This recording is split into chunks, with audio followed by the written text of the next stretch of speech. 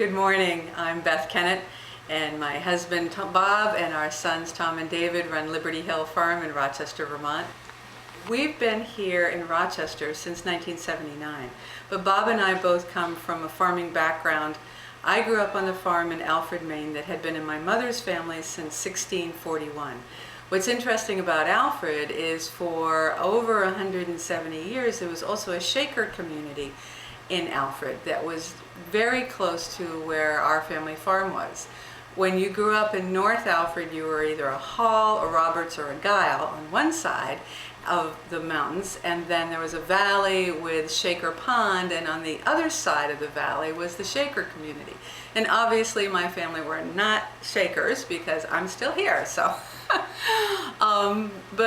we had a lot of interrelationships with the Shaker community. As a child growing up, my grandfather would take me to the apple orchard that the Shakers had planted there, and we would pick apples, and my grandma would make applesauce, and she'd can apples for apple pies and all kinds of apple puddings.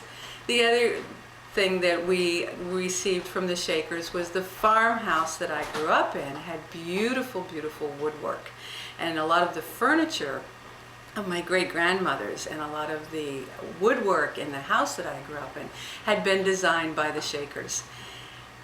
A lot of the recipes that I grew up with also were a part of the Shaker tradition and their style of cooking.